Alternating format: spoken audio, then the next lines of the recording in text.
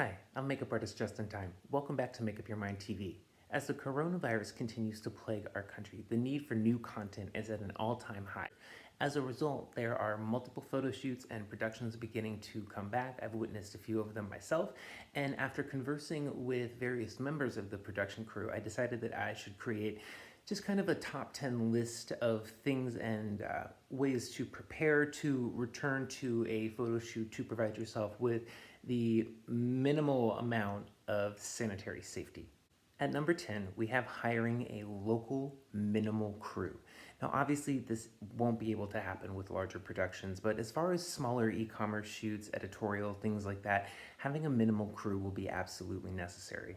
Hiring local will kind of eliminate the pool of germs that are coming in. I think the days of flying in like a certain person outside of talent for, one day and then flying them back out are long over. Now, obviously, hiring a minimal crew can be difficult. Photographers, lighting, style, makeup, hair, we all have different instances where we need assistance, sometimes multiple assistants. I think leaving it up to the producer to really delegate tasks and to take a hard look at what's actually necessary for the shoots is going to be, a step in the right direction. I think long over are the days where hairstylists, makeup artists, we bring along assistants to pack up kits or to hold a brush or film social media. Those days, at least for the time being, are absolutely gone. Next up, we have night before checks. This is something that should be up to the producer as well as the various department heads, depending on how large the crew actually is. This would be, sent out with the call sheet. All of the questions sent out in the health check should be individualized to the production so that it's not something that people can just gloss over with a simple, yes, I'm fine, confirmation. Next up, we have good morning calls. Again, I feel this should be up to the producers and the department heads, depending on the size of the production. I do feel that good morning calls are the way to go, however inconvenient this might be.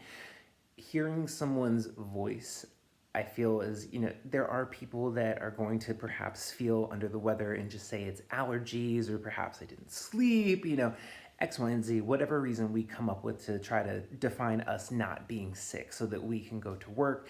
Speaking to someone can often indicate that. And again, it would just be a simple list of questions individualized to the production and not something that people could just say yes, yes, yes, easily. I would include temperature checks over the phone that are absolutely mandatory, just various ways to make sure that people are okay before they come to work and that they have been okay for the night prior. How many times have you woken up in the middle of the night absolutely sick after going to bed feeling fine? Next up, we have essential work items. This is going to be masks, gloves, booties, sanitizer, wipes, all the things that you're going to have in your kit from now on. Those things needed to be provided for the production or be addressed in the rate going forward. Next up is entrance health checks. This, I feel, is something that should be happening at every single business before they want to open their doors, but especially before a photo shoot. The producer or someone designated as a healthcare professional should be standing with the checklist to speak to each person before they enter. Just a simple list of health questions as well as a temperature check. This could be done by the person providing their own thermometer, or you can get one of those really neat, like Star Trek ones off Amazon, and they're really not that expensive. Since rapid testing is currently unavailable to us, this is just one easy way to ensure that even people that might be almost asymptomatic but are running a fever, that you're able to detect them and to just inform them that they might be sick and to not let them into the shoot for that day.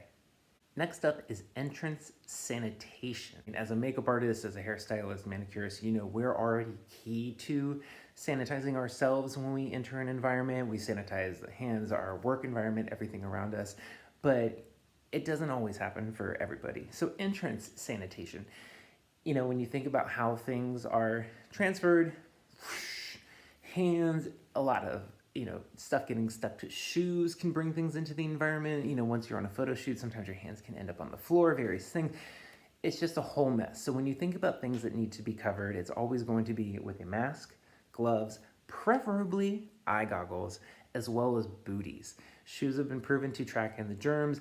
I think either having everyone take their shoes off before they enter the area or putting on booties before they enter the area. These would need to be changed out every single time, a designated door is walked in or out of, just to ensure that there is not more germ transference. Entrance sanitation would also include everybody using a hand sanitizer, wipes. I would wipe down my clothes personally coming into it, just any little bit. And I know sometimes it can seem to be taking it a step far to do these steps, but it's just a little bit of, extra precaution to take to ensure your personal safety. Next up is staggering the schedule. This is something that every single producer and director needs to take into consideration. Stagger it so there are not mass amounts of people arriving at the same time. Have every single department arrive separately. Yes, this might bring certain departments into overtime, but it is a precaution that I feel is necessary. Lighting, background, all those people come in and set up before anyone else even enters.